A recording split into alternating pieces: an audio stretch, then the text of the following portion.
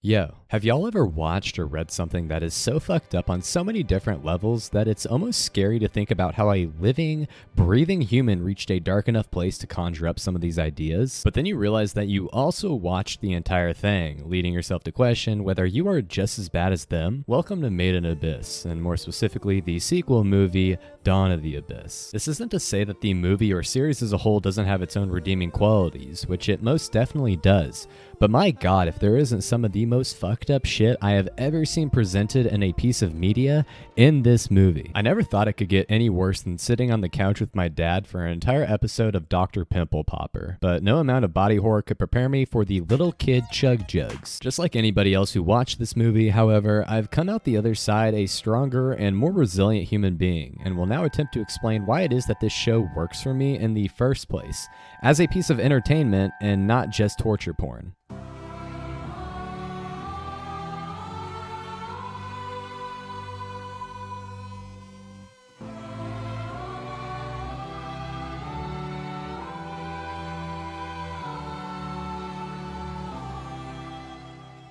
What Made in Abyss did so well in its first season was establishing the Abyss, one of my favorite fictional settings and the central focus of our main character's journey. Whether that be its natural beauty, the imminent danger hiding around every corner, or the sheer amount of mystery revolving around the Abyss's nature and origin. Right from episode 1, both the viewers and main characters have absolutely no clue as to what descending down this big hole entails. The entire thing seems fantastical and otherworldly, but little tidbits and clues signal a much darker reality than what first meets the eye. But the curiosity is killing us and we want to do it anyway. The pacing is set up so that our characters stay in each layer of the Abyss long enough to get acquainted with each of their unique features and challenges, but also moving on quick enough so that the viewer doesn't get bored or comfortable in any one area. The constant changing of biomes and characters keep the viewer on edge as to who is friend and who is foe, creating a sense of uneasiness and even dread as to what awaits them next. But on the same hand, the idea of our characters being all alone in this world, untouched by humans for who knows how long, offers its own sense of tranquility and beauty that's amplified further by the gorgeous background art and musical score composed by Kevin Pankin. He's gone on to score shows like Tower of God, Shield Hero, and Star Wars Visions, but Made in Abyss's hopeful yet simultaneously chilling soundtrack still remains his magnum opus in my eyes. The Abyss truly acts as both the main character's best friend and worst enemy, and this delicate balance was handled so carefully that I find it hard to come up with a comparison for how it made me feel. Because of this, you can imagine my surprise when the movie decided to go against everything it had previously built up, and instead of continuing to focus on the journey and the Abyss itself, went for a more generic action movie plotline and central antagonist. We open up with the art department flexing their Ghibli-esque background skills with a field of eternal fortune flowers, symbolizing the mystique of the Abyss since this beautiful garden is somehow growing nearly 9,000 meters or 30,000 American units underground. Of course, anything that is nice to look at is almost certainly a bait, and after escaping the thousands of corpse-eating praying mantis that lie within the garden, the gang excitedly heads down to the 5th layer, the Sea of Corpses. 10 minutes of friendly banter and eating disgusting fish pass by before reaching the main destination of this layer and the movie, Edo Front. Thought to have been an ancient ritual ground, Edo Front conveniently protects the only way downwards past the 5th layer, and even more conveniently, the big baddie of the movie also calls this location his home. And that is Bondrewd. If our characters want to carry on their merry adventure, they either have to get Bondrewd to let them pass, or make him. That simple, right? I really thought that the show isolating the characters and conflict to one single area of the Abyss was quite possibly one of the dumbest choices the writers could make. As I so eloquently explained earlier in the video, the Abyss itself and all it has to offer contains approximately 99% of the allure of the show. Putting the characters in this metal battle arena where the mystique and beauty of the Abyss are rendered null and void was was a borderline negligent decision. In order for this to work, I was going to need to see count it, two things really excel in order to pick up the slack for this absence. The first was the main villain, Bondrewd. While this may seem harsh, I haven't really fallen in love with Rico and Reg as the main characters of our story yet. While there remains room to grow, their motivations and character development has been pretty minimal thus far.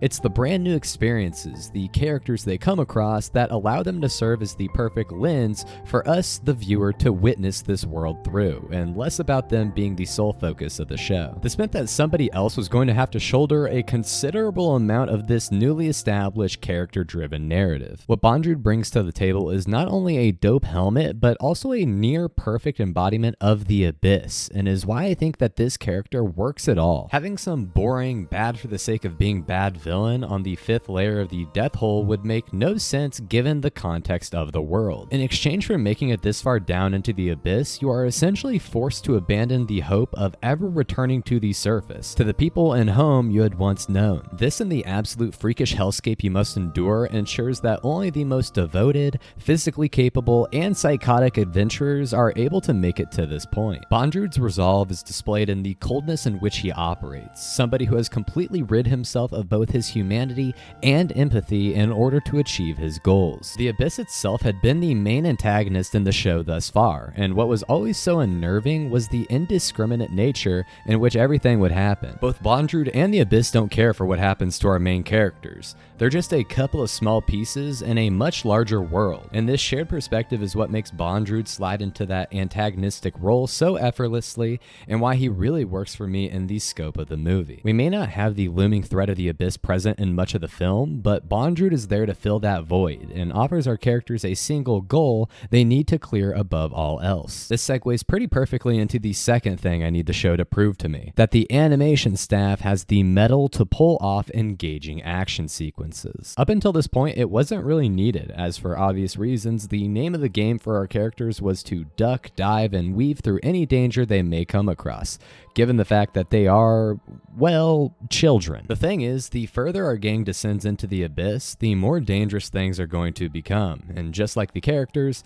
it'll become more and more impossible for the animation staff to avoid action-heavy sequences. Sure, we get the occasional Reg Indiana Jones moment, or shooting a laser from his arm, foot, or potentially other orifices, but that isn't the same as having a good ol' extended scrap. Reg versus Bondrewd was important, because if the team failed to nail this, then I think a lot of the trust and hope for the future of the series would be lost.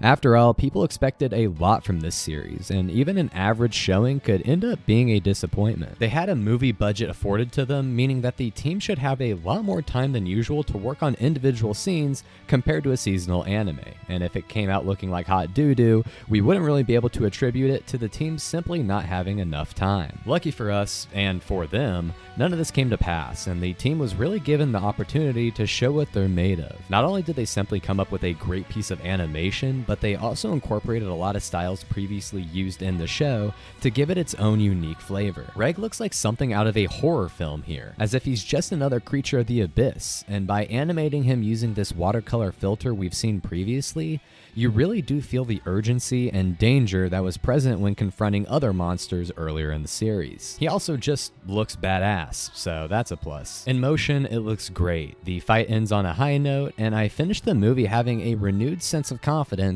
in the production as a whole. Good shit, guys. So, did I enjoy Made in Abyss: Dawn of the Deep Soul?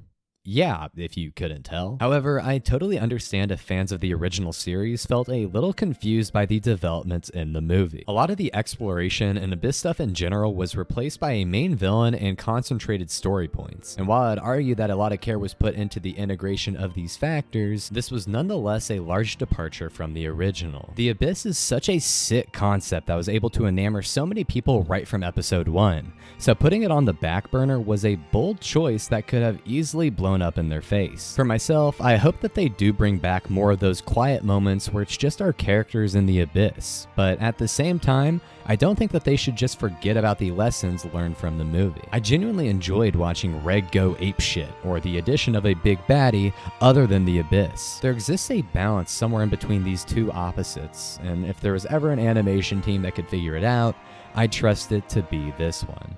But no more human chug jugs, please.